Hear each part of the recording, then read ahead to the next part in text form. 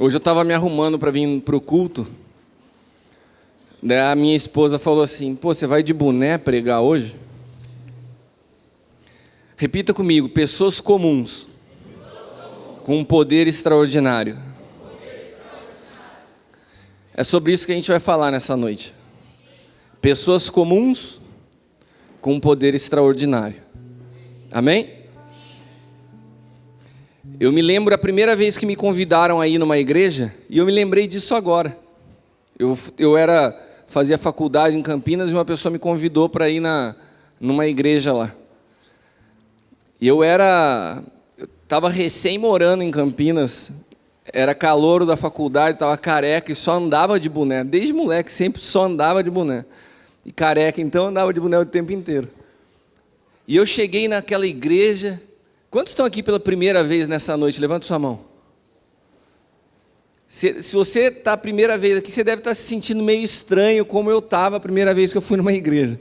O que esse povo doido que canta, que bate palma, que pula na hora do louvor? E eu estava meio desconfortável naquele lugar ali. Sabe quando você chega num lugar que você não está habituado, tudo meio estranho? Sentei no meu canto.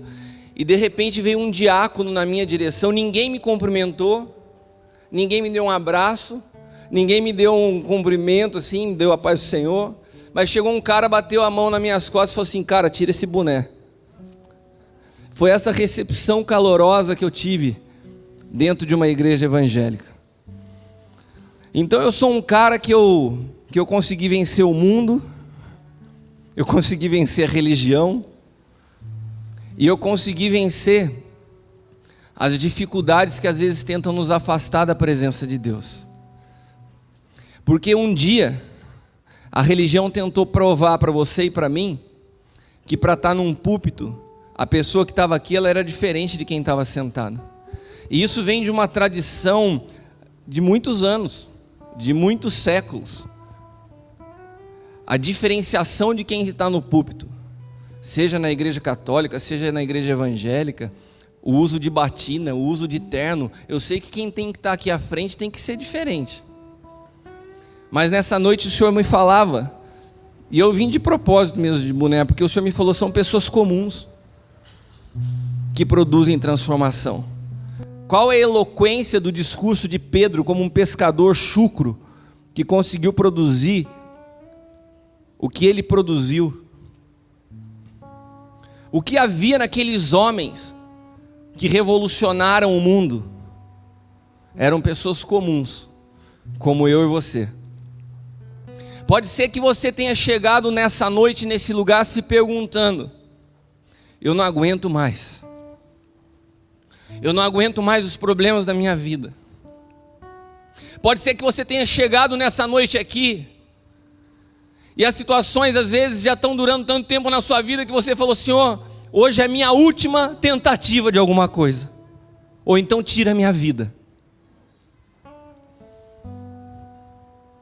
E quando a gente solta essas frases, e quando a gente chega nesse ponto, parece que a gente fica com vergonha da gente mesmo.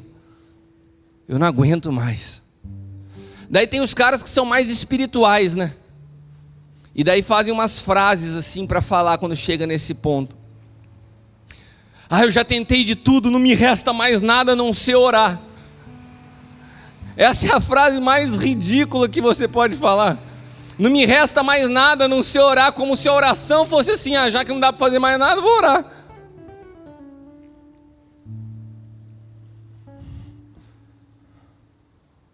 Tem outros que, dentro desse contexto, espiritualizam as coisas assim. Mas não tem problema. Jesus está voltando. E eu vou subir com Ele, todas essas coisas vão ficar.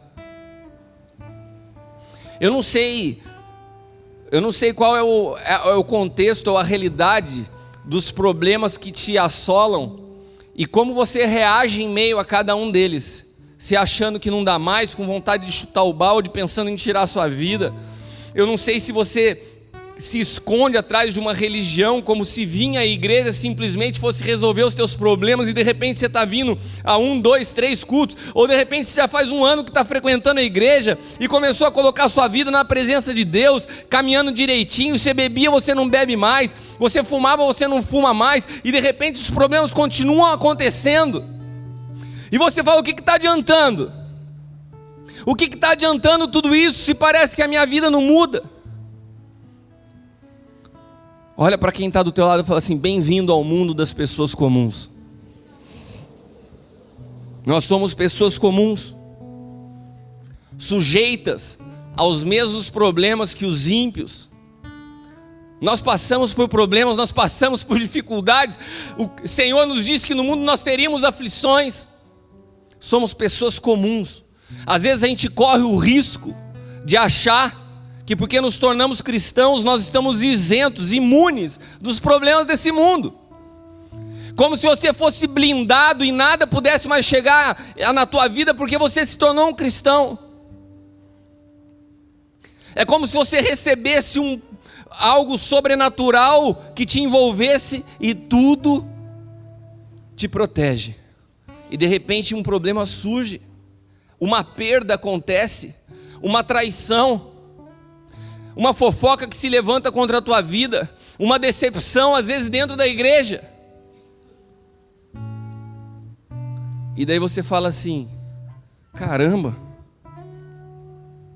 eu pensei que era diferente. Mas a Bíblia nos mostra algumas pessoas, alguns personagens, alguns homens e mulheres que passaram situações bastante similares à minha e à tua. Pessoas também comuns, e que infelizmente a religião tentou exaltar um patamar de pessoas intocáveis, diferentes, mas quando a gente olha a história, quando a gente olha o contexto, a gente vê que eram pessoas que sofriam os mesmos problemas que nós, sujeitas às mesmas oscilações de fé que nós sofremos, que eram acometidas pelos mesmos problemas que nós somos, mas elas tinham algo, um poder extraordinário. Eu quero te dizer algo nessa noite. Eu quero desmistificar algo na tua vida nessa noite. Eu não sei qual tipo de problema que você está passando. Eu não sei se esse problema já se tornou algo recorrente na tua vida. Isso não anula o poder de Deus que está disponível a você. Porque muitas vezes o diabo fala assim: cadê Deus na tua vida? Olha o que você está passando. Onde está a presença de Deus que não consegue trazer solução para o teu problema? E nós vamos entender que os problemas não podem sufocar o poder da presença de Deus nas nossas vidas. E esse poder é um poder extraordinário. E se Ele quiser nos livrar, Ele nos livra. E se Ele não quiser nos livrar, nós estamos dispostos a ir até o final com Ele. Porque descobrimos o poder que existe em ser apaixonados por um Deus que não poupou a vida do seu Filho por nós. E é isso que é transformador, e é isso que revoluciona a vida de um homem, e é isso que te faz viver por um propósito, e é isso que te faz ser incansável, é isso que te faz ser invencível. Quando você descobre quem você é no mundo espiritual. Nós nos movemos num mundo que é espiritual, nós nos movemos num reino que é espiritual, estamos de passagem nesse mundo, mas a realidade do mundo espiritual é mais forte que a do natural. E se nós descobrimos quem nós somos nesse mundo espiritual, meu amigo, o inferno fica furioso com a sua e com a minha vida. O capeta não suporta uma pessoa que conhece a sua identidade, que sabe quem é em Deus. E a maior arma dele é tentar ocultar de você isso, através dos problemas que você passa. Que você olhe para a sua vida e fale assim: eu sou um fracasso. Que você olhe para a sua vida e fale assim: a minha vida é uma derrota, a minha vida é uma tristeza, a minha vida é uma miséria, a minha vida não tem jeito. Se o inimigo tem soprado isso na tua vida, eu quero te dizer que nessa noite você vai conseguir ouvir a voz suave do Espírito Santo que te diz: tu és meu filho, eu te amei, eu te escolhi, eu te separei, você não está sozinho, eu estou com você. Aleluia! Aleluia!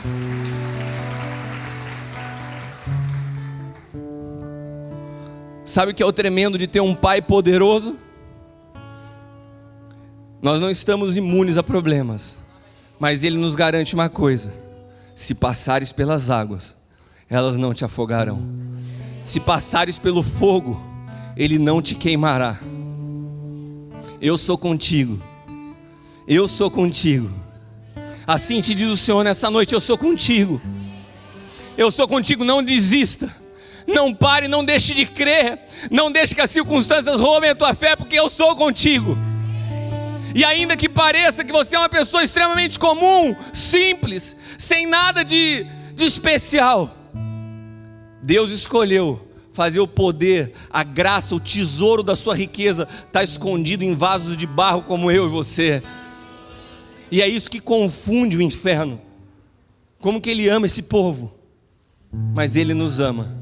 Eu não sei se você chegou aqui sendo acusado na sua mente pelos seus pecados. Eu não sei se você chegou aqui sofrendo pela consequência dos seus próprios erros. Não, apóstolo, você não sabe a minha vida. Eu errei. Eu cometi erros, eu cometi equívocos, e por isso eu estou passando esse problema financeiro. Eu me enfiei nas drogas e por isso eu não consigo mais sair. Meu amado, o Deus que eu conheço, o Deus que é Pai, Ele não se importa com o teu passado até o dia de hoje. Ele é feliz que você está aqui nessa noite, que Ele quer tomar você pela mão e te falar: é daqui para frente que a gente vai olhar. Eu não quero saber do teu passado, eu te amo. Aleluia! Aleluia!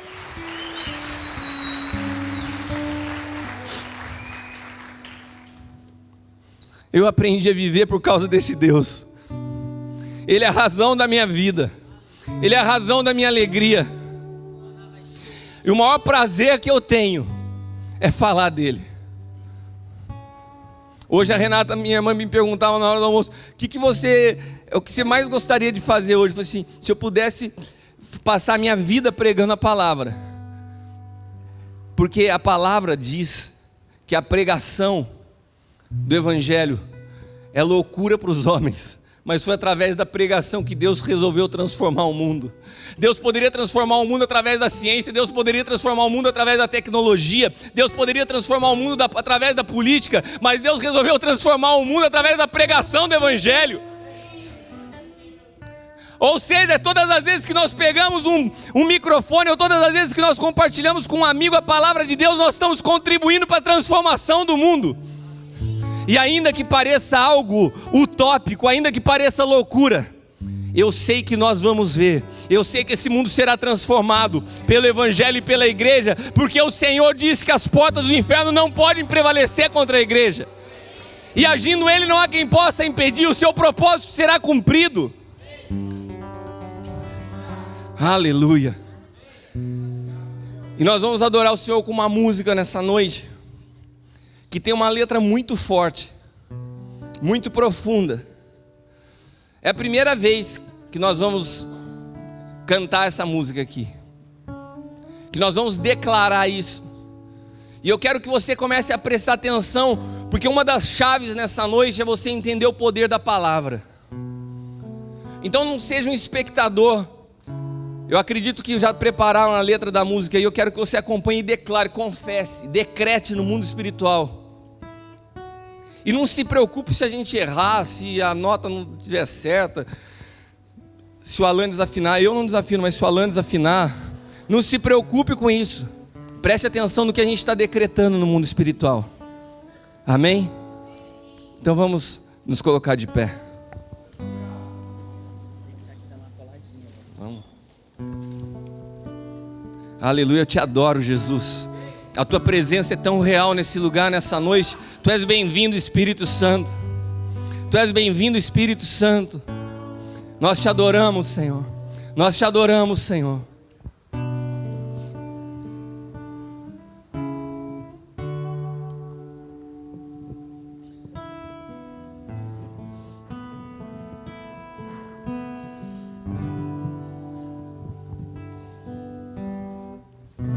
Tua voz me chama sobre as águas, onde meus pés podem falhar.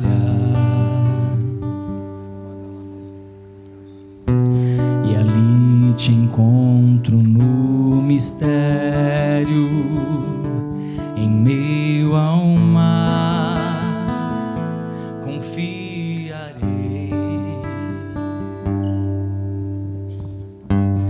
Ao teu nome clamarei,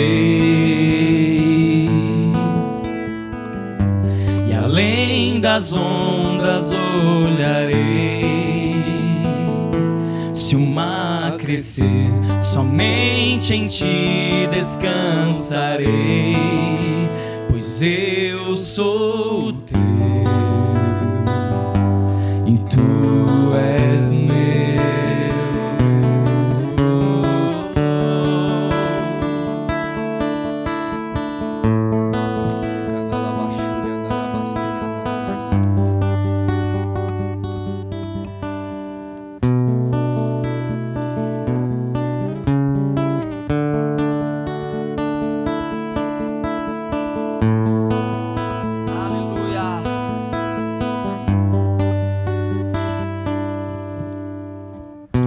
Tua graça cobre os meus temores, tua forte mão me guiará.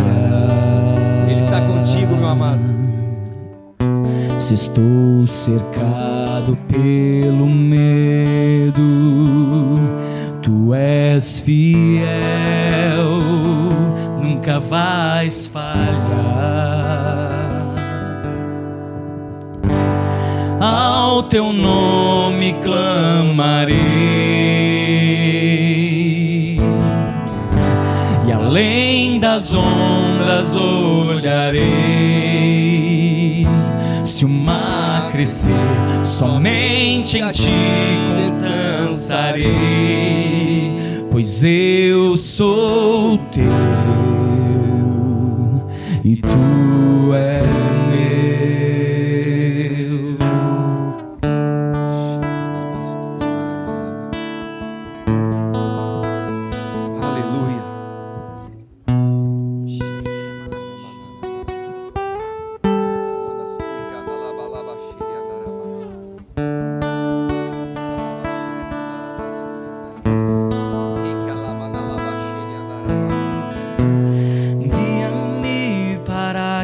Tudo em ti confie, sobre as águas eu caminhe, por onde quer que chames. Leva-me mais fundo do que já estive, minha fé será mais firme, meu Senhor, em tua presença. Guia-me para quem tudo em ti confie, sobre as águas eu caminhe, por onde quer que chames. Leva-me mais fundo do que já estive, minha fé será mais firme, meu Senhor, em tua presença. Guia-me para quem tudo em ti confie, sobre as águas eu caminhe, por onde quer que chames. Leva-me mais fundo do que já estive, minha fé será mais firme, meu Senhor. Declare: guia-me, guia-me para quem tudo em ti confie, sobre as águas eu caminhe, por onde quer que chames. Leva-me mais fundo do que já estive, minha fé será mais firme, meu Senhor, em tua presença. Guia-me para quem tudo em ti confie, sobre as águas eu caminhe, por onde quer que chames. Leva-me mais fundo do que já estive, minha minha fé será mais firme, meu Senhor, em tua presença.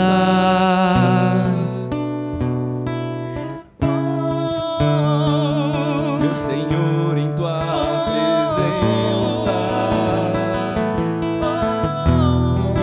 Meu Senhor, em tua presença.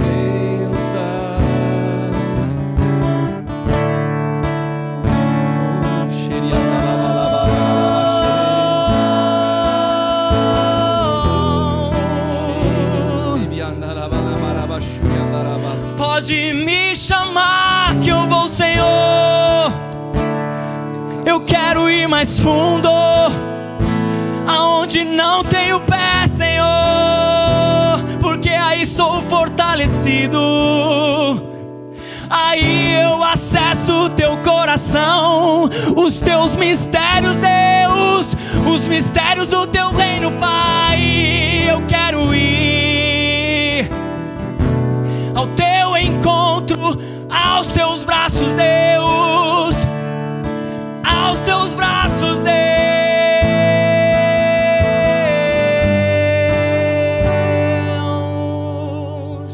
Aleluia, aplauda o Senhor. Mas nós falávamos de pessoas comuns, que passaram problemas similares aos nossos. E eu queria te mostrar algumas dessas pessoas na Bíblia. Vamos começar por Elias. Abre em 1 Reis capítulo 19. 1 Reis 19, do 2 ao 6. Então Jezabel mandou um mensageiro a Elias, a dizer-lhe: assim me façam os deuses, e outro tanto se de certo amanhã a estas horas não puser a tua vida como a ti um deles. O que vendo ele se levantou e para escapar com vida se foi, chegando a Berseba, que é de Judá, deixou ali teu servo. Ele porém foi ao deserto ao caminho de um dia e foi sentar-se debaixo de um zimbro e pediu para si a morte. E disse: já basta, Senhor, toma agora a minha vida, pois não sou melhor do que meus pais.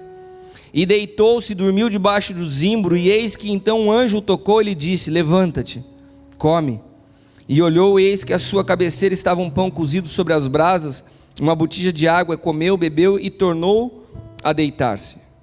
Esse é Elias, um homem que tinha acabado de enfrentar os profetas de Baal, um homem que tinha acabado de ir diante do rei Acabe, e de repente, depois de ter feito o que fez, de manifestar sinais do céu na terra, fogo consumindo o altar, e esse homem era um homem tão poderoso que a oração dele era assim: manda fogo, e o fogo caía. E esse homem que, depois de passar por uma experiência tão poderosa, há uma ameaça de uma mulher, fica com tanto medo que pede a Deus que tirasse a sua vida. Ela não chegou a fazer nada, ela ameaçou, ela falou assim: olha, por esses deuses, que amanhã a sua vida terá como a um deles que você matou. E ele já saiu correndo, fugido, pedindo a morte. Daí diz que ele deitou embaixo de uma árvore para dormir. Os anjos vieram até ele, serviram a ele comida e água. Ele comeu, bebeu e voltou a dormir. Quantos de nós às vezes somos assim? Quantos de vocês às vezes acordam na segunda-feira e não dá vontade de sair da cama? E não dá vontade de... abre o olho e tem vontade de voltar a dormir. Mesmo depois de um culto onde Deus fala com você, você ouve a palavra, mas quer voltar a dormir. Elias estava assim, um cara com experiências poderosas com Deus, mas com medo. Com medo. Então a gente vê tanto falar do profeta Elias, desse cara poderoso. Elias foi um cara que teve medo. Elias foi um cara que oscilava na fé. Num dia ele estava cheio do poder de Deus, no outro dia ele estava cheio de temor. Elias foi um cara que num dia levanta para enfrentar os profetas de Baal, no outro não tem vontade de sair na cama e continua dormindo. Esse cara foi Elias, um profeta de Deus, uma referência na Bíblia. Depois tem Jonas, outro profeta de Deus. E Deus tem umas coisas particulares com seus profetas, né? Jonas 4:3, Jonas fala assim: peço-te, pois, Senhor, tira a minha vida, porque melhor é morrer do que viver. Isso aqui não é um cara desviado falando. Isso aqui não é um crente carnal falando. Isso aqui não é um cara fraco na fé falando. Isso aqui é Jonas, um profeta que Deus o chama para transformar a realidade de toda uma cidade chamada Nínive, toda uma nação. Ele vai lá para falar do amor de Deus a um povo que perseguia o seu povo, que provavelmente matou seus familiares. E Deus chama ele para um desafio tão forte. Jonas foi o cara que entrou dentro da barriga do peixe, foi vomitado na praia. Ele falou assim: Senhor, tira minha vida. E o que falar de Paulo? Quando você lê Romanos capítulo 7, do 18 ao 20, diz assim: porque eu sei que em mim, na minha carne, não habita bem algum.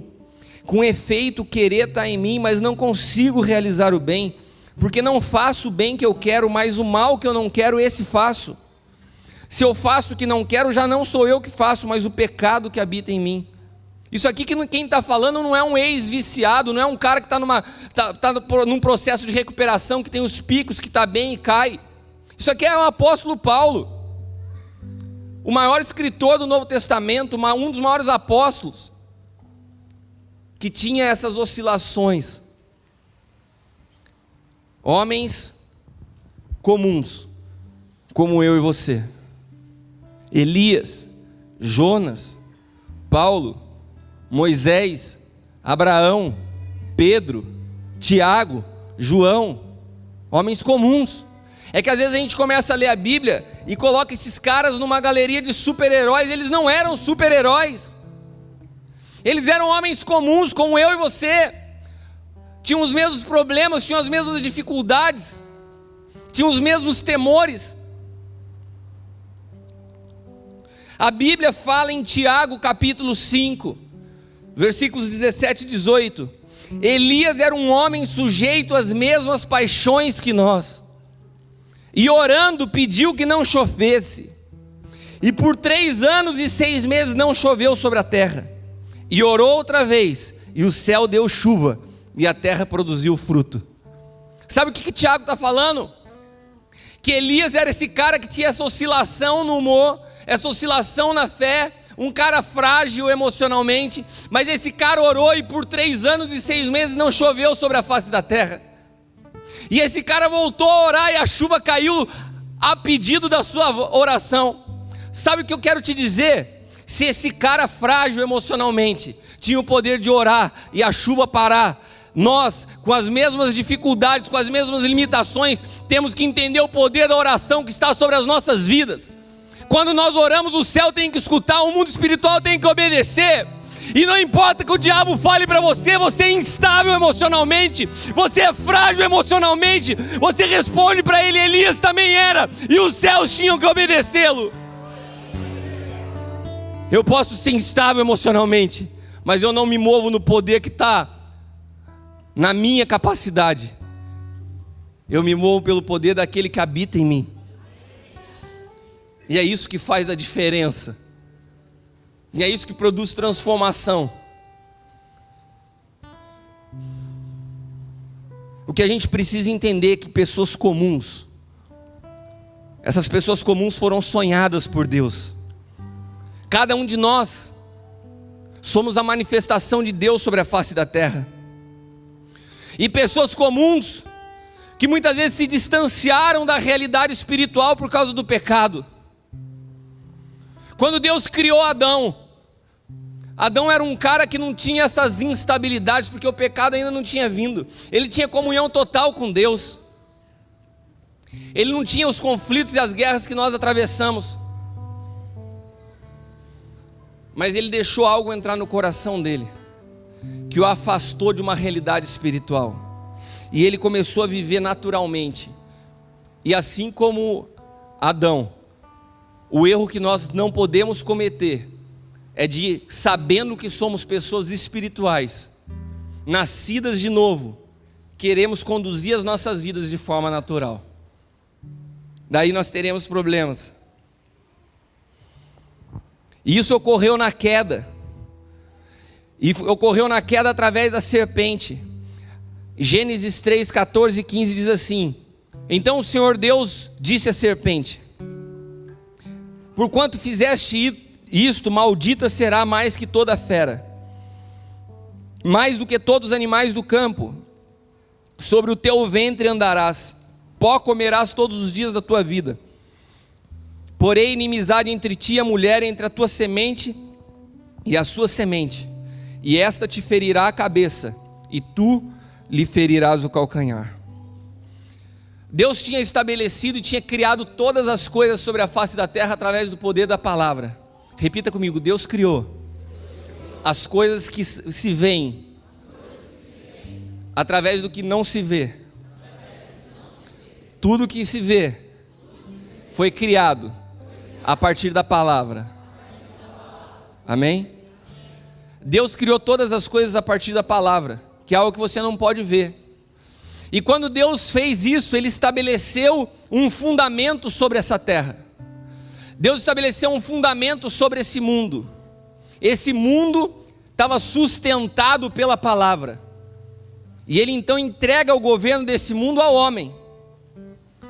Ou seja, a autoridade da palavra veio ao homem. E Satanás não podia se mover nesse mundo, porque Satanás é um ser espiritual. Mas para ele conseguir se manifestar através da palavra, ele usa o corpo de um animal. Então ele usa uma serpente, e através da palavra, a guerra de governo é sempre na palavra. E através da palavra ele convence a mulher. E a mulher, através da palavra, convence o homem.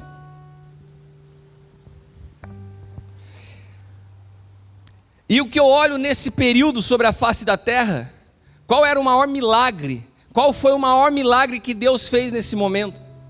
Ainda não havia pecado, não tinha ressurreição de mortos, não tinha cura de enfermos. O maior milagre, ou a coisa mais sobrenatural aos nossos olhos hoje, foi ter criado todas as coisas através da palavra.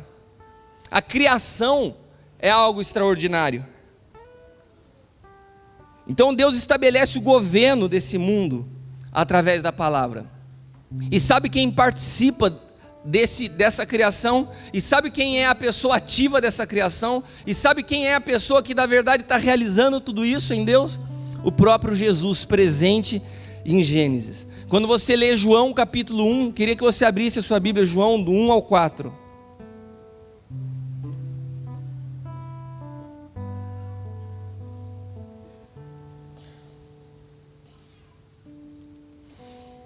A Bíblia fala assim: no princípio era o Verbo estava com Deus, e o Verbo era Deus. Ele estava no princípio com Deus, todas as coisas foram feitas por Ele, e sem Ele nada do que foi feito se fez. Nele estava a vida, e a vida era a luz dos homens. Amém? Jesus, o Verbo, estava com Deus. Jesus, o Verbo, era Deus. Jesus participa da criação, porque a criação foi feita através da palavra. Quando Deus falava assim, haja, a manifestação do Verbo vinha em prática e produzia água, produzia luz, produzia. E nesse momento, quando Satanás então, entendendo que o governo desse mundo acontecia através da palavra, e ele consegue usar uma serpente e com a palavra trazer o pecado, romper essa autoridade que o homem tinha, ele recebe uma sentença, e Deus libera a ele um decreto, mais uma vez através da palavra. Ele não escravizou o diabo, ele não colocou um selo no diabo, ó, você a partir de agora passa a ser diabo. Ele liberou um decreto, uma sentença, uma palavra. Ele falou assim, você fez isso, você feriu o calcanhar do homem? Desse mesmo homem vai surgir, da semente da mulher, ele não fala nem do homem, fala da semente da mulher, surgirá alguém que vai pisar a tua cabeça. Então quando o Senhor lança esse decreto sobre Satanás, ele passa a não dormir mais à noite, né? Ele não conseguia ter mais um sono tranquilo lá no inferno, e ele ficava todos os dias imaginando, quem vai ser aquele que vai achatar a minha cabeça? Quem vai ser aquele que vai amassar essa formosura do meu rosto? E quando, na época de Moisés, ele começa a perceber que haveria o nascimento de um libertador, ele fala: será que é esse cara? Será que é esse cara que vai pisar minha cabeça? Então já sei o que eu vou fazer, mandar matar todos os judeus. E daí Faraó lança um decreto para matar todos os primogênitos. Porque Satanás começa a todo momento a pensar: quem vai ser aquele que vai pisar minha cabeça? Quem vai ser aquele que pisar minha cabeça?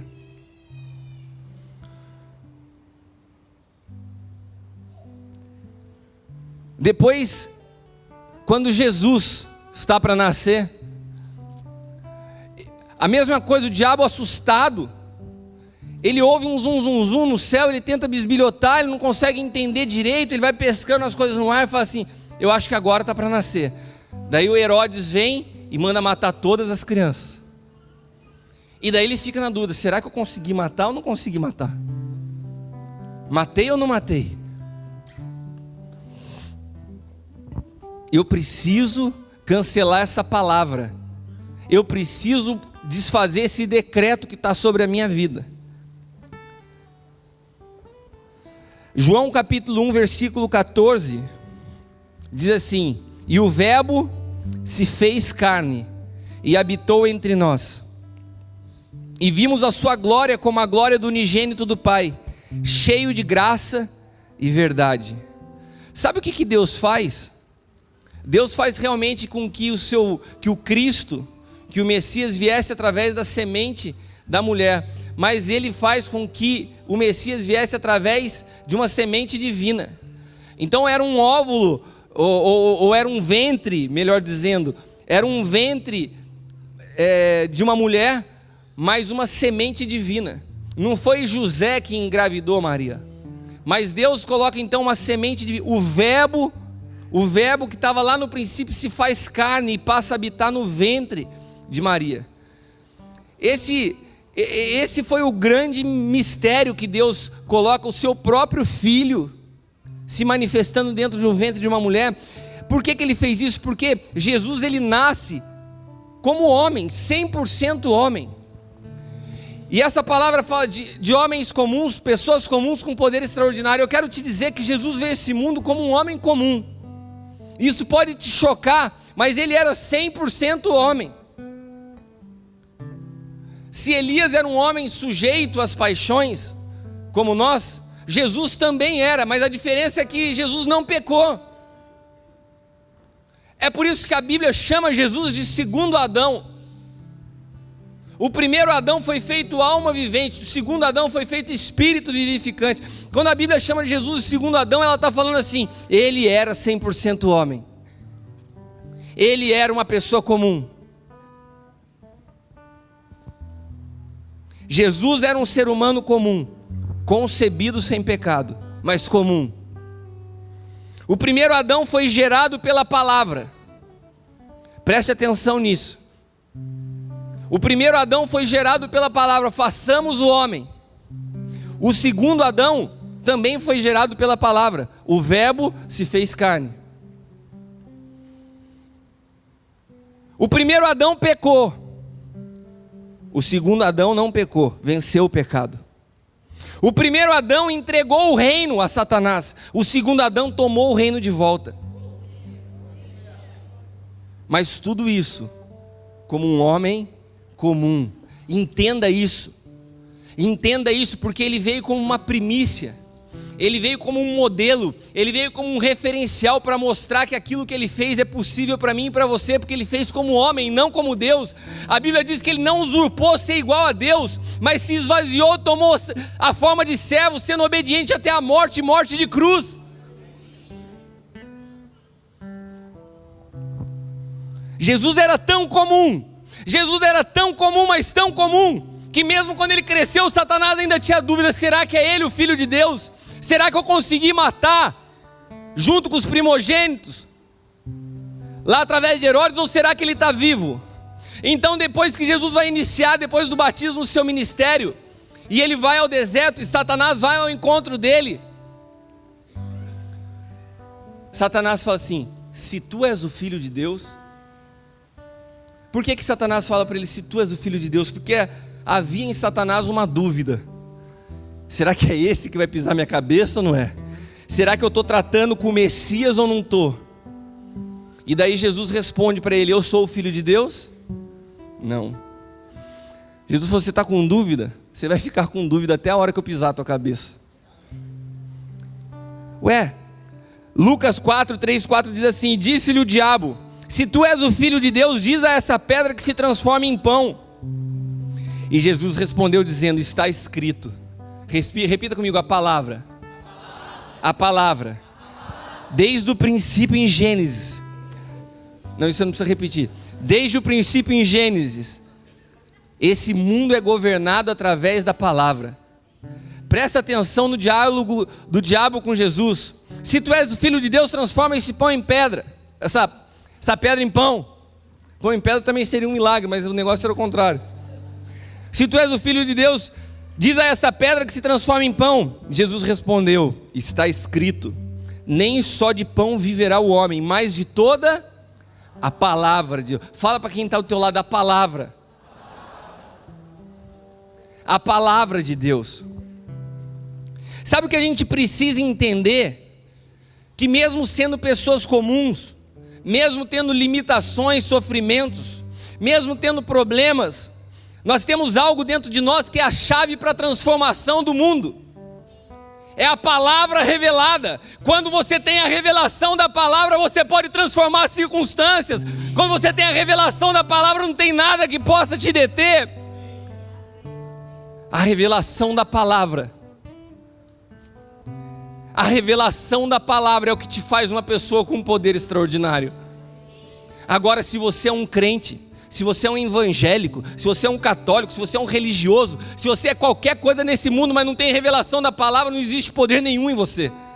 Existe uma religião morta, existe uma religião frustrada, existe uma religião que te rouba, mas que não pode produzir nada através da sua vida. Agora, quando você tem a palavra revelada no teu espírito, o inferno treme, simplesmente no momento que você abre a boca. O que vai sair da boca desse cara que tem revelação? Quando nós temos revelação da palavra. Eu quero que você preste muita atenção nessa noite. O que eu estou te falando é muito precioso. A palavra é algo tão forte, que Deus fala através da sua própria palavra, que nós devemos ser prontos para ouvir e tardios para falar. Sabe por quê? Porque existe autoridade nas nossas palavras. E tem muita gente usando das suas palavras para profetizar sua própria destruição e ruína. Porque só abre a boca para maldizer, só abre a boca para murmurar, só abre a boca para falar besteira, e usa ainda uma linguagem gospel para falar, que nem aquele desenho que tinha da hiena, né? Fala, ó dia, ó céus, como que está a sua vida? Só a graça, só a misericórdia, um jargão evangélico horroroso, para maldizer a sua própria vida. E você não sabe, você não tem consciência da autoridade do poder que está na tua palavra. Mas o diabo sabe. E é por isso que ele tenta roubar a tua identidade e a revelação de quem é você. E toda hora fica nos colocando as sementes e setas, fala, você é uma pessoa comum. A próxima vez que você ouvir isso, você vai falar, eu sou comum, mas eu tenho um poder extraordinário. Eu sou comum, mas um poder extraordinário. 1 Coríntios capítulo 1.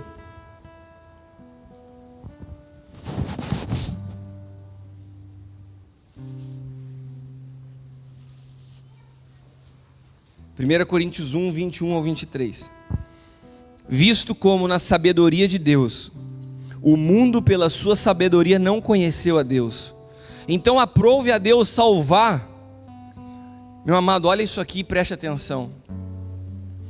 Olha o que Deus escolheu fazer, como que Deus vai fazer a salvação desse mundo. Aprove a Deus salvar pela loucura da pregação aqueles que creem. Pois enquanto os judeus pedem um sinal, enquanto os gregos buscam sabedoria, nós pregamos a Cristo crucificado, que é escândalo para os judeus e a loucura para os gregos. A pregação do evangelho é uma loucura.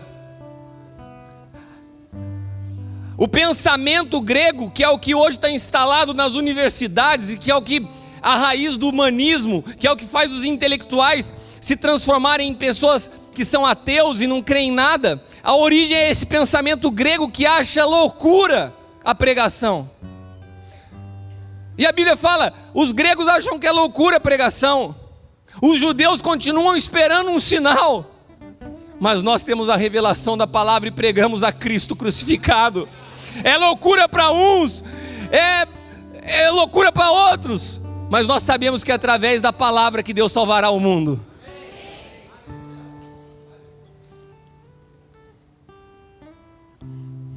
Eu sei que nessa hora, a sua mente ainda fica presa à sua realidade. As circunstâncias tentam te impedir de crer nisso. Mas eu quero te afirmar que o mundo espiritual é mais real do que o mundo natural. Eu sei que eu estou falando tudo isso e você às vezes está assim, mas você não sabe do que é a minha realidade. Você não sabe do que eu já envolvi na minha vida. Eu já passei por homossexualismo, eu já passei por drogas, eu já fui preso, eu já fiz isso, eu já fiz aquilo. Meu amado, quando a palavra de Deus é liberada, é como se uma sentença de morte fosse rasgada, e Deus produz vida na tua vida, e Deus escreve uma nova história. A palavra de Deus pode ser loucura para o mundo, mas é a salvação da tua vida, é a libertação para a minha vida, é a revolução que transforma a história da humanidade. Hebreus 11:3 diz, pela fé entendemos que os mundos foram criados pela palavra de Deus, de modo que o visível não foi feito daquilo que se vê. Toca a pessoa que está do teu lado, toca a roupa dela, puxa a camisa, a jaqueta dela, está vendo isso que é visível, que você pode tocar? A Bíblia diz que o visível é feito do invisível. Tudo que você vê, primeiro foi gerado espiritualmente. Tudo que se vê foi produzido do invisível.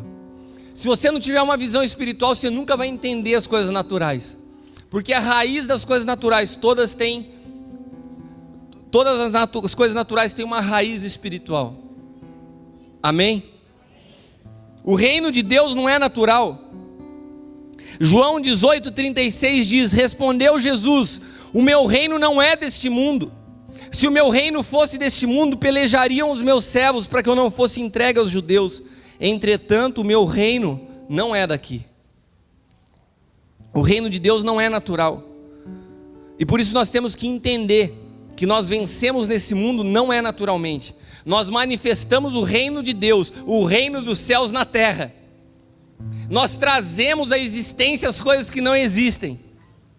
Nós manifestamos um reino espiritual naturalmente, mas a origem dele é espiritual. Suas regras e suas leis são espirituais, sua natureza é espiritual, sua cultura é espiritual. Por isso, que se você não romper as suas estruturas mentais, você nunca vai entender as coisas de Deus. Você vai seguir questionando a Deus pelos problemas que você passa na sua vida. E é por isso que no Evangelho de Mateus diz, não andais ansiosos por coisa alguma, pelo que haveis de comer ou beber, pelo que haveis de vestir. Está vendo as aves? Elas não semeiam nem colhem, as flores do campo, elas não semeiam nem colhem, mas nem mesmo Salomão em toda a sua glória se vestiu como uma delas. Mas busca em primeiro lugar o reino dos céus, e todas essas coisas vos serão acrescentadas. Ou seja, as coisas que precisam ser acrescentadas, elas têm uma raiz espiritual, elas têm uma origem em Deus, que quando você busca lá, se manifesta aqui. E a chave para se mover é a palavra. Por que Deus leva um homem como Gideão, que consegue juntar 20.000 soldados para uma guerra, e Deus leva esse cara a ficar com 300, e ele vai para uma guerra onde ele tinha 21.000 homens, e com 20.000 homens ele já era inferior ao exército inimigo? Deus fala, não, tem muita gente, fica com 300. Se o cara estava com 20.000, era inferior, com 300 ele era o quê? Repita comigo, nada. Ele não era nada. Quantos de nós às vezes estamos diante de problemas que a gente se sente nada? Ele não era nada. Mais uma coisa, só um detalhezinho numa guerra. Ele vai sem nenhum tipo de arma. Ele vai sem cavalo, ele vai sem espada, ele vai com cântaros. Fala para quem está do seu lado, Deus é muito louco. Não tenta entender Deus, cara. Ele pega um cara para ir para uma guerra com 300 homens com cântaros de água e tochas.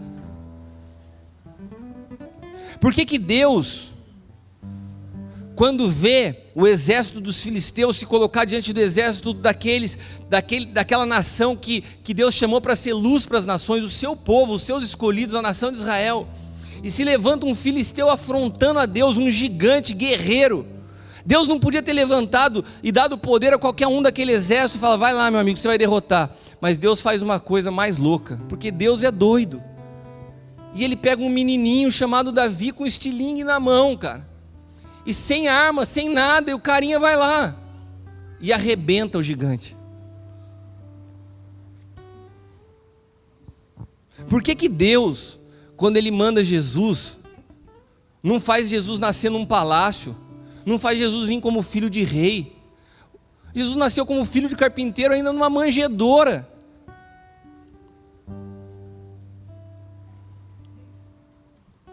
E depois ele leva o seu filho para uma cruz para morrer como maldito.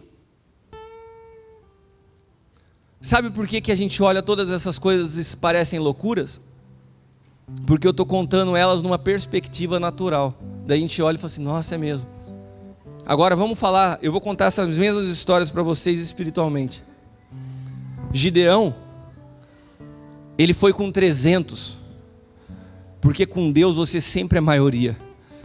E enquanto tinha um exército armado, haviam anjos poderosos cercando aquele cara, e Deus não permitiria que ele perdesse nada. E para ele ter a convicção de que Deus era com ele, que os anjos guerreavam, Deus falou, vai só com 300. Vai só com 300 para você não achar que foi com 20 mil que você ganhou. Mas você vai entender o mundo espiritual. Sabe por quê que Deus manda Davi e não manda um cara mais forte?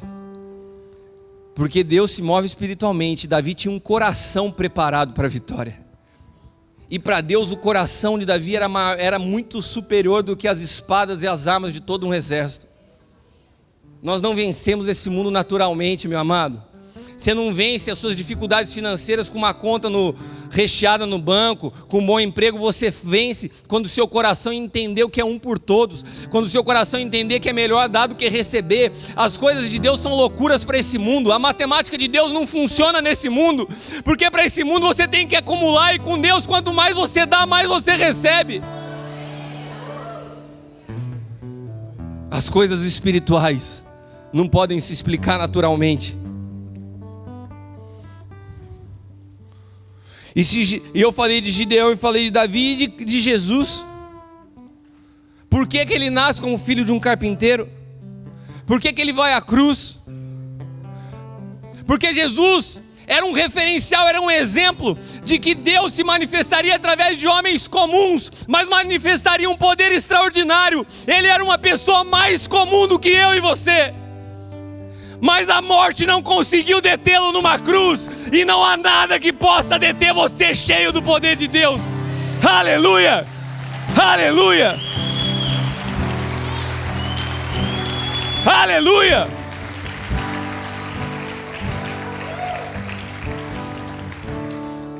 Leia a Bíblia por uma perspectiva espiritual. Leia a Bíblia por uma perspectiva espiritual e você vai ver que homens comuns, pessoas com falhas, com dificuldades como eu e você, passaram por problemas maiores do que eu e você e venceram. Venceram com estratégias espirituais. E a maior delas se chama palavra. Fala para quem está do teu lado, palavra. O desafio de Davi com Golias começou. Sabe quando vai ter uma luta do UFC?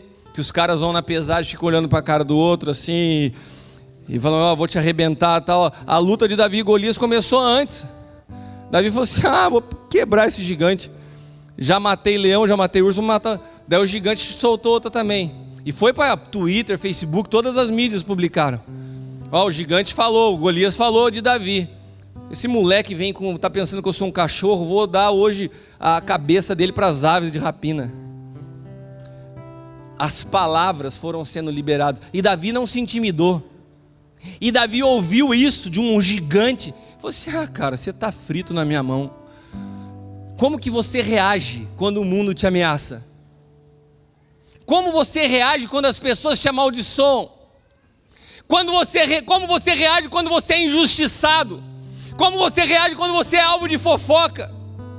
Quando você reage quando alguém fala para você: acabou, sua história acabou por aqui, a sua derrota já está escrita, já está selada.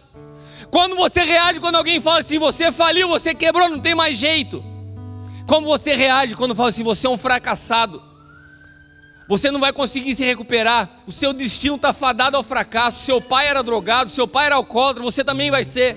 Como você reage às palavras desse mundo? A guerra nesse mundo, ela se trava num ambiente de palavra. Golias tentou intimidar Davi através da palavra, mas Davi reagiu com a palavra. O diabo tentou intimidar a Cristo através da palavra, e Jesus reagiu na palavra.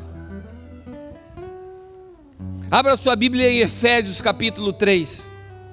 Efésios 3, 8 ao 10.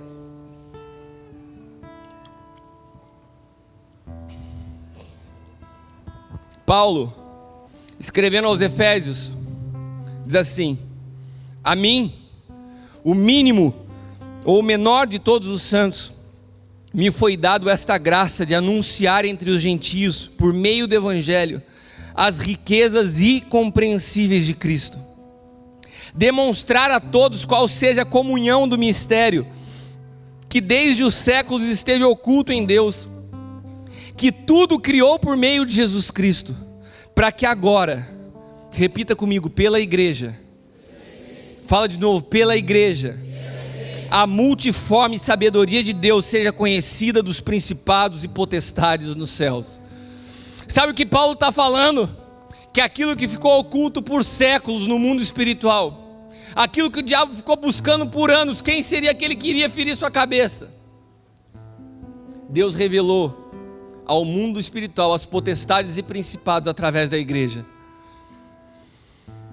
Uma igreja que é triunfante, uma igreja que é extraordinária, uma igreja invencível, da qual eu e você fazemos parte.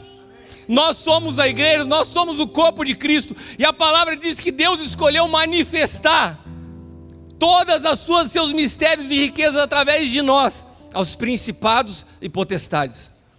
Sabe o que isso quer dizer? Que as trevas conhecem eu e conhecem você, que o diabo nos conhece pelo nome, que o diabo sabe quem nós somos espiritualmente. E nós não precisamos temer, quando nós temos a nossa identidade clara em nós.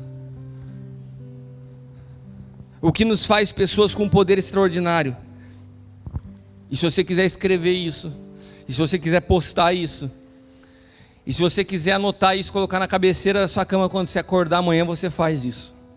O que nos faz pessoas com um poder extraordinário são as palavras que saem da nossa boca no momento em que nós temos medo, quando nós perdemos o controle da situação, quando estamos diante do desconhecido.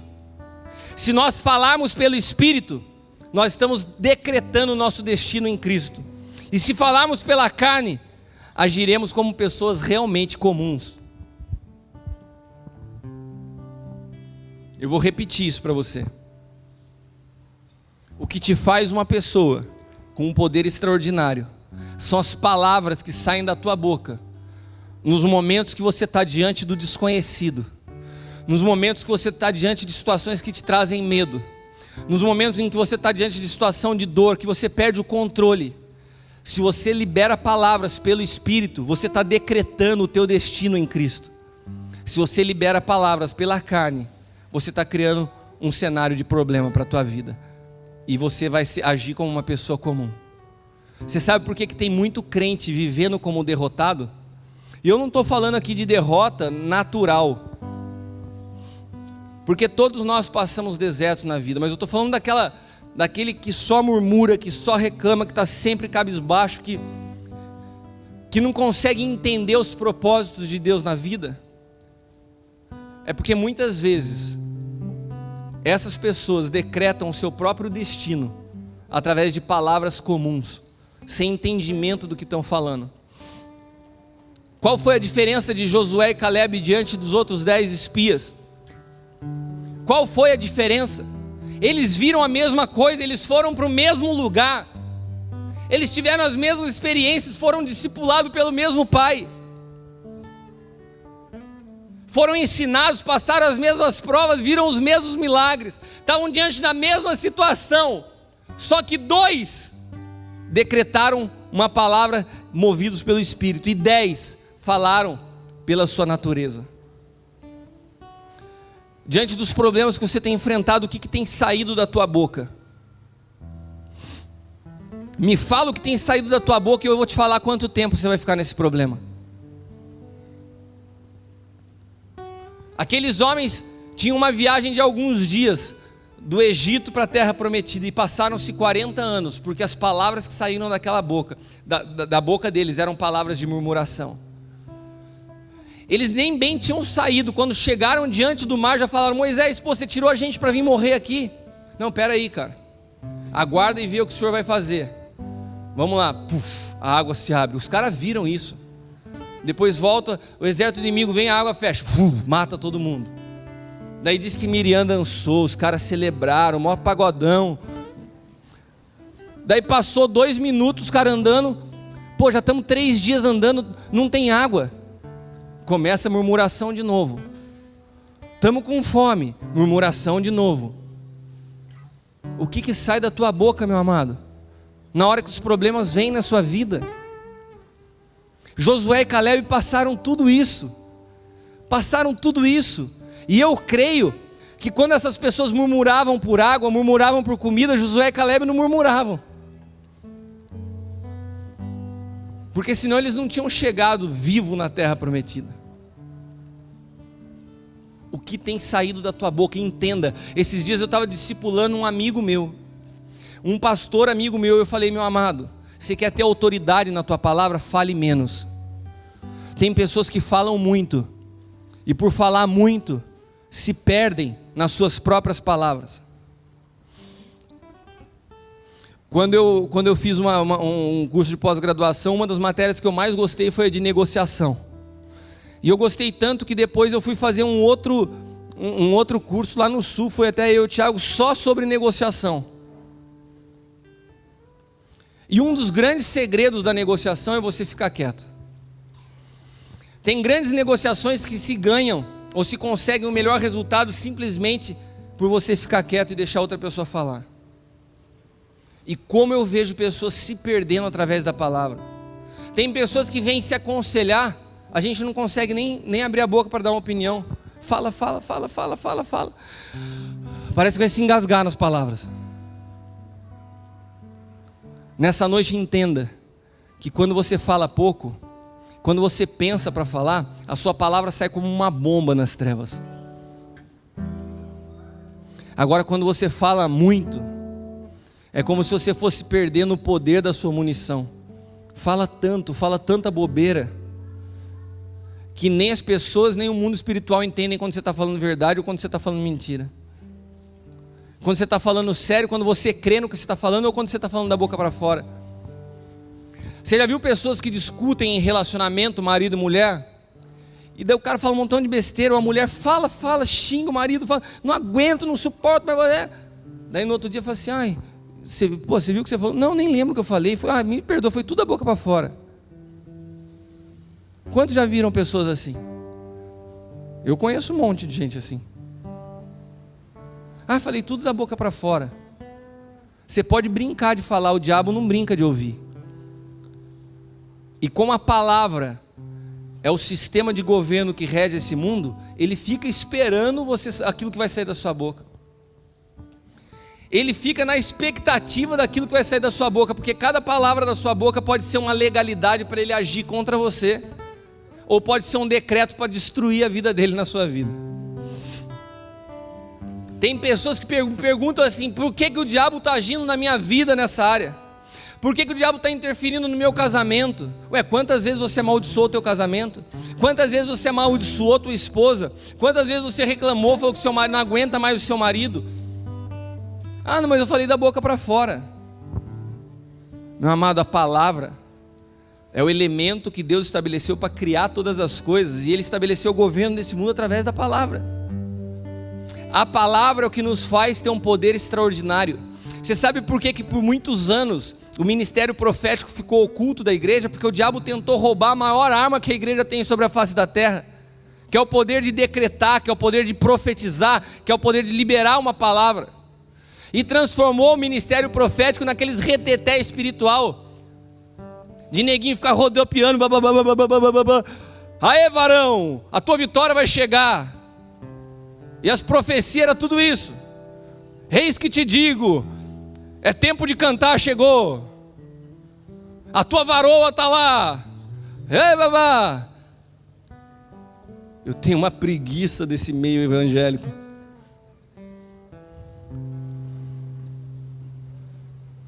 Sabe o que a Bíblia diz em Romanos capítulo 8, versículo 11? Se o Espírito daquele que dentre os mortos ressuscitou a Jesus habita em vós, presta atenção, o Espírito que ressuscitou Cristo dentre os mortos habita em vós.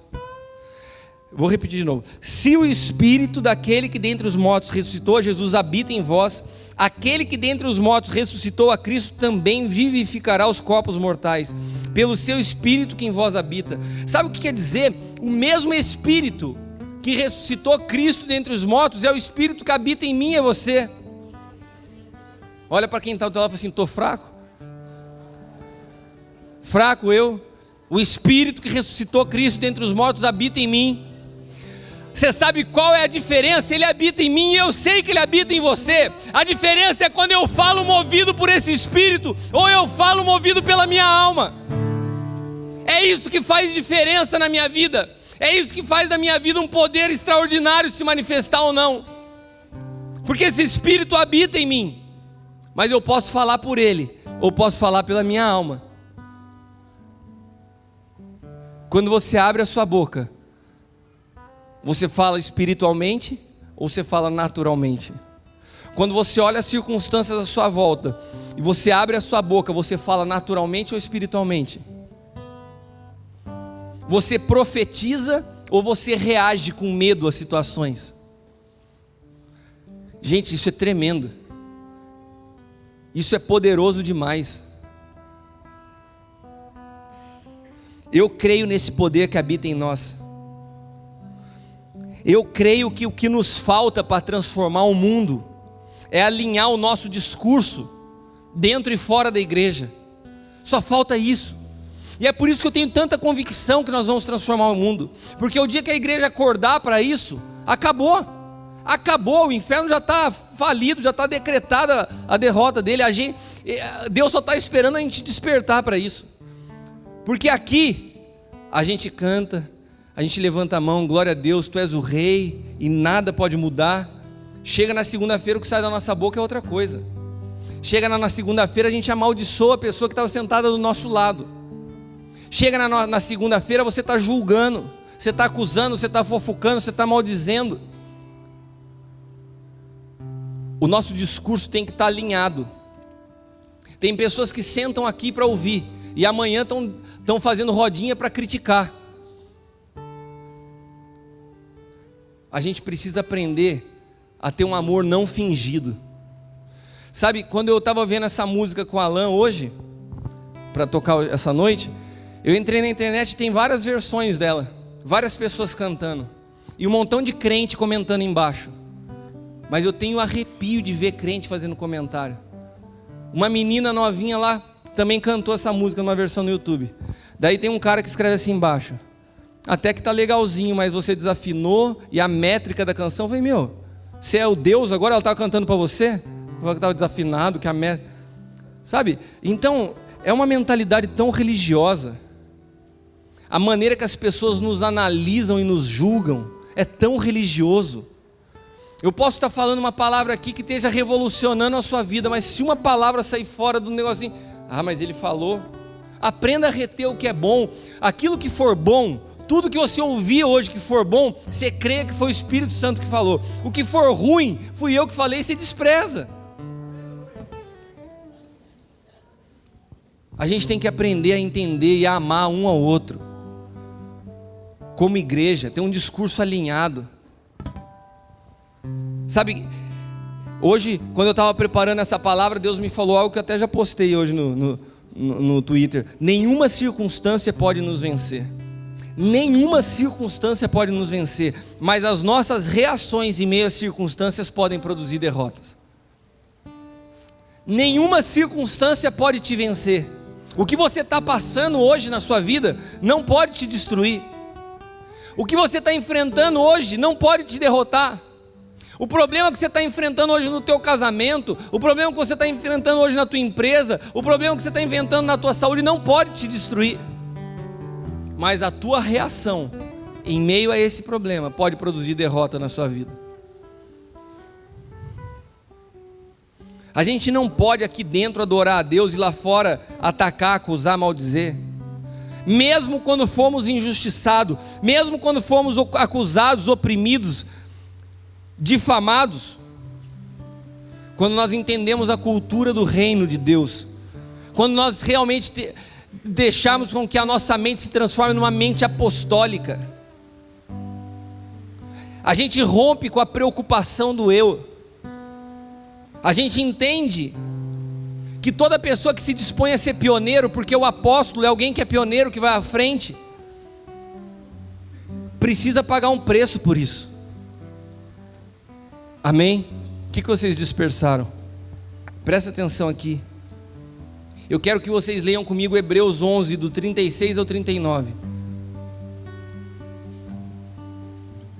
Nós já estamos encerrando, mas ainda não encerrou.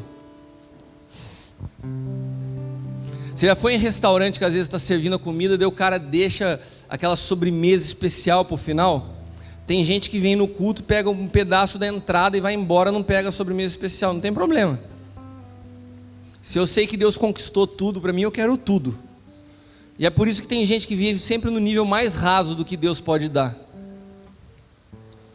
Hebreus 11, 36 ao 39. Outros experimentaram escárnios, açoites, cadeias e prisões. Foram apedrejados, cerrados, tentados, mortos ao fio da espada. Andaram vestidos de pele de ovelha e de cabra, desamparados, aflitos, maltratados, dos quais o mundo não era digno. Essa frase, se você quiser escrever, escreve aí bem grande. Sabe por quê? Porque muitos de nós, o mundo não era digno das nossas vidas. Quantos aqui sabem de como são as suas vidas diante de Deus? Sabe, às vezes eu me sento com pessoas, às vezes quando a gente é afrontado, às vezes quando a gente passa por problema, não que eu tenha nenhum tipo de vaidade ou orgulho, eu simplesmente sei quem mora dentro de mim, eu sei quem eu sou para Ele. Eu falo assim, essa pessoa não sabe com quem ela está falando. E quando eu olho para muitos de vocês aqui, conhecendo a vida de vocês, eu sei que o mundo não é digno de algumas pessoas que estão sentadas aqui nessa noite. Errantes pelo deserto e pelos montes, pelas covas e cavernas da terra, todos estes, tendo tido testemunho pela fé, não alcançaram a promessa. Sabe o que quer dizer isso? Esses homens não eram parte do povo gospel. Ó, irmão, segura as pontas aí que do outro lado você vai cantar o hino da vitória. Eles não cantaram o hino da vitória do outro lado. Eles esperaram por algo que eles conseguiram ver pela fé, mas não alcançaram. Mas esses homens, eles entraram para o hall da fama de Deus. Eles entraram para o hall dos caras bem-sucedidos do Evangelho. Sabe por quê? Porque eles eram pessoas bem faladas pelo mundo, porque eles eram pessoas prestigiadas pelo mundo, porque pregaram nos maiores congressos da face da terra, porque eram homens que conquistaram grandes fortunas e se transformaram em referência de riqueza. Não, esses homens não tinham nada disso. O que fez com que eles entrassem no hall da fama de Deus foi que eles tiveram a disposição de entregar a sua vida por amor ao Senhor. E tiveram a disposição de esperar algo que nunca aconteceu. Mas eles creram. E sabe quando eles verão isso? Quando nós, como igreja, que somos a extensão do que começou na vida deles, cumprimos isso sobre a face da terra. E eles estarão vendo. E eles se regozijarão porque eles falaram: nós começamos, mas nós veremos o reino de Deus sendo entregue ao Senhor. Aleluia! Aleluia! Aleluia! Sabe o que eles entenderam? Que eles são eternos. Eles são eternos. A história não acaba neles como não acaba em mim nem em você. Nós estamos transicionando uma geração para outra. E nós temos a responsabilidade de entender o que está acontecendo nesse tempo presente. Nós não somos um povo que se move por uma vitória pessoal. Nós não somos um povo que se move por jargões evangélicos. Somos um povo que se move por um propósito. Nós temos a palavra revelada no Espírito. Sabemos o poder de transformação que está dentro de nós. Nós vivemos por um reino e não por uma causa.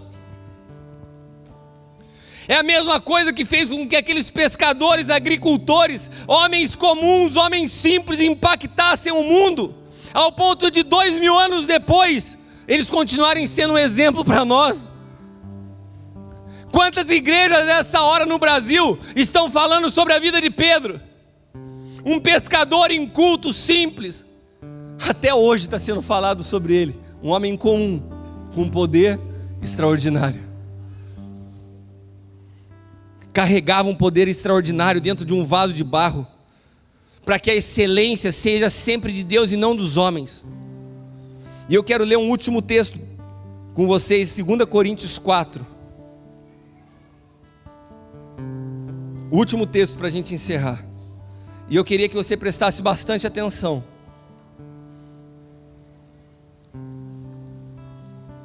Olha de novo para quem está do teu lado e fala assim: pessoa comum com poder extraordinário. Esse é você. Aleluia. Você crê nisso? Você crê nisso? Você crê no poder que tem na tua palavra? Liberada, decretada. Temos, porém, este tesouro em vaso de barro. Preste atenção nesse texto. Eu acho lindo esse texto. Para que a excelência do poder seja de Deus e não de nós.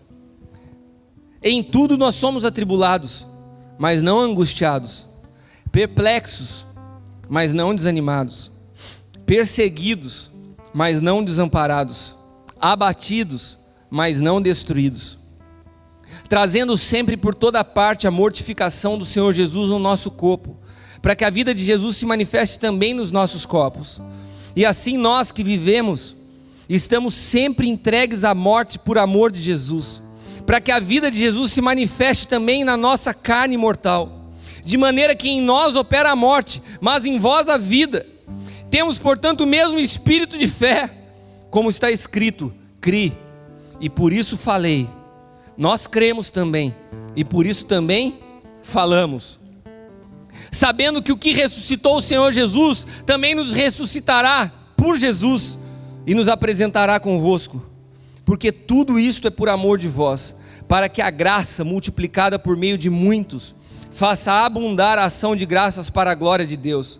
E por isso nós não desfalecemos, e ainda que o nosso homem exterior se corrompa, o interior, contudo, se renova de dia em dia, porque a nossa leve e momentânea tribulação produz para nós um peso eterno de glória muito excelente, não atentando nós nas coisas que se veem, mas nas coisas que não se veem, porque as que se veem são temporais, mas as que não se veem são eternas. Eu queria que você aplaudisse o Senhor.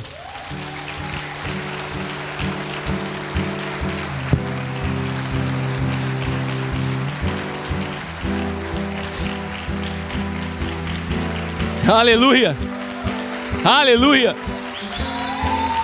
aleluia.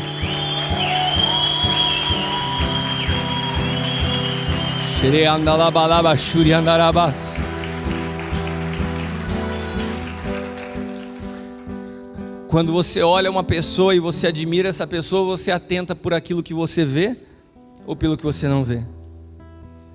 Quando você julga uma pessoa, você julga aquilo que você vê ou aquilo que você não vê? Essa palavra é muito forte. Nós não atentamos nas coisas que se veem, mas nas coisas que não se veem, porque as que se veem são temporais, as que não se veem são eternas. Nós somos seres eternos, num corpo terreno, e o governo desse mundo, Deus resolveu confiar a nós através da palavra. Através da palavra tudo foi criado. Através da palavra nós glorificamos a Deus. Através da palavra nós podemos produzir vida. Através da palavra nós podemos produzir cura. Através da palavra você pode produzir libertação. Tem pessoas que você senta e por 10 segundos uma palavra te alimenta para todo dia. Tem outras pessoas que pelos mesmos 10 segundos soltam palavras que te entristecem por uma semana. Você carrega dentro de si palavras de vida geradas no Espírito, ou você carrega palavras de morte produzidas na tua alma? Entenda nessa noite que o que te faz manifestar esse poder extraordinário que está dentro de você, que eu e você carregamos, o Espírito que ressuscitou Cristo dentre os mortos, Ele habita em mim e em você. A diferença é como nós manifestamos externamente através da palavra aquilo que nós carregamos dentro de nós. Nessa noite, Deus quer levantar em cada um de nós profetas dele sobre a face da terra, que liberem decretos, que liberem sentenças, que liberem transformação. Nós estamos diante de um ano de eleição, de uma Copa do Mundo, e quantos de nós perdemos o entendimento que o governo desse mundo é nosso e liberamos um montão de besteira com a boca e publicamos um montão de bobeira em Facebook e Twitter, detonamos o governo. Meu amado, enquanto a Dilma estiver no poder, a palavra diz que nós temos que abençoar e não maldizer. Preste atenção para que você, como crente, não ande fora da palavra. Nós temos que decretar com a nossa boca palavras de bênção sobre essa terra, sobre esse país que é nosso. Nós devemos blindar essa nação de tudo que através da Copa pode entrar aqui dentro. E enquanto a gente não abre a boca para abençoar, ainda fica amaldiçoando. Eu não sou a favor de PT, eu não sou a favor de Dilma, mas eu tenho que tomar cuidado com aquilo que sai da minha boca. Eu tenho que tomar cuidado com aquilo que eu manifesto. Eu tenho que tomar cuidado com aquilo que eu falo, porque eu sei que dentro de mim tem um poder extraordinário, e quando eu manifesto isso, algo acontece no mundo espiritual, que vai se manifestar no natural. O que acontece é que muitos de nós não temos esse entendimento, e com a mesma boca que adoramos a Deus, amaldiçoamos os nossos filhos. Com a mesma boca que abençoamos e glorificamos a Deus, falamos mal dos nossos irmãos. Com a mesma boca que confessamos a Jesus, maldizemos a empresa e o patrão onde nós trabalhamos. Tome cuidado com as tuas palavras. Tome cuidado com o que você fala. Você sabe que quando eu vejo uma pessoa falando algo a meu respeito, injustamente, ou falando mal da igreja, hoje eu já estou num ponto da minha vida que de fato eu morri para mim mesmo. Eu não me preocupo não, mas eu me preocupo com a pessoa. Eu me preocupo porque eu sei quem eu sou para o Senhor. Eu sei o zelo que Ele tem com a minha vida. Eu sei o cuidado que Ele tem comigo. Se tem uma coisa que eu não sofro, é de comiseração. Eu tenho segurança que Ele me ama, porque eu tenho segurança de como eu caminho sobre a face da terra. Eu sei quem eu sou. E nessa noite o Senhor te pergunta: você sabe quem você é? Você sabe o quanto Ele te ama? E Ele não ama mais você quando você acerta, e te ama menos quando você erra, porque o amor dele, o amor ágape, é incondicional, não está preso às oscilações da nossa vida. Ele não amou mais a Elias quando Elias destruiu os profetas de Baal, e amou menos a Elias quando Elias ficou com medo da morte. Ele simplesmente amou. Mas nessa noite, você precisa entender que muitos de nós perecemos por falta de entendimento e conhecimento da palavra. Nós precisamos ter a sabedoria no falar. Nós precisamos ter entendimento do poder que habita em nós. E nós somos aqueles que produzirão transformação nessa cidade. Nós somos aqueles que podemos passar por uma leve e momentânea tribulação, mas o nosso destino é a vitória. É a vitória. É a vitória. Nenhuma circunstância pode nos destruir, se nós soubermos reagir a elas através da palavra. Queria te convidar a se colocar de pé.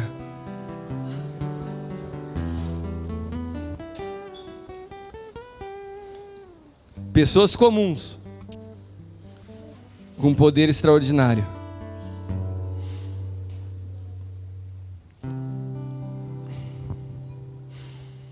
Eu quero nessa noite falar com aqueles que estão passando por situações de muita tristeza, de desesperança, de angústia. Pessoas que eventualmente deixaram de crer em Deus e às vezes deixaram de crer em si mesma. Pessoas que começaram a achar que não tem mais jeito para a sua vida. Começaram a achar que Deus até deixou de amar vocês diante dos erros que você cometeu. E devido a isso, as palavras que têm saído da sua boca são palavras amargas. Porque a vida tem sido amarga. Mas como nós não somos pessoas que se movem naturalmente, se a vida se move amarga, responda à vida com a doçura de Cristo. Não se mova mais no natural. Ainda que as circunstâncias sejam pesadas, responda através do Espírito que habita em ti, que é o Espírito que ressuscitou Cristo dentre os mortos. E esse Espírito que ressuscitou Cristo dentre os mortos foi o mesmo Espírito que fez com que, quando ele foi ferido por aquela lança do seu lado, quando deram vinagre numa esponja quando ele teve sede, e ele ali naquela situação dificílima, trágica, de morte, ele falou: Senhor, perdoa, eles não sabem o que fazem. Naquele momento, a palavra que saiu da boca dele foi uma palavra de perdão e de amor. E ele estava nos deixando um princípio: por pior que seja a situação da sua vida, não reaja de acordo com a circunstância, mas de acordo com o Espírito que você carrega dentro de você. Essa noite há pessoas que precisam mudar o seu discurso. Essa noite há pessoas que precisam mudar suas palavras. Essa noite há pessoas aqui que precisam mudar suas reações em meio aos problemas. E são com essas pessoas que eu gostaria que viessem à frente para que nós pudéssemos orar. Saia do seu lugar, vem até aqui. Você sabe que é com você que eu estou falando. Queria orar também por você que está nos assistindo em casa. E que você possa a partir de hoje entender o poder que existe dentro de você, da palavra que sai da sua boca, e tomar mais cuidado. E eu sei dessa autoridade também que está nas nossas vidas, e por isso eu quero decretar sobre a tua vida que um tempo novo se inicia. Que quando você se olhar no espelho, você vai ver uma pessoa diferente. Você não vai ver um fracassado, um frustrado. Você vai ver uma pessoa que foi escolhida por Deus para ser amada, e dentro de você habita o Espírito dele. E os problemas que você está passando, eles não podem te destruir. Aprenda a reagir diferente em cada um deles. Senhor, eu abençoo cada uma das pessoas que nos assiste agora, nessa cidade, nesse estado, nessa nação ou em outras nações. Pai amado, mas eu decreto transformação sobre a vida de cada um deles. Que consigam receber o teu amor, que consigam receber o teu Espírito, que consigam receber vida, não importa a distância que estejam. Eu declaro vida sobre a tua vida, e declaro falido toda a palavra das trevas, em nome de Jesus. Amém? Deus te abençoe, em nome de Jesus.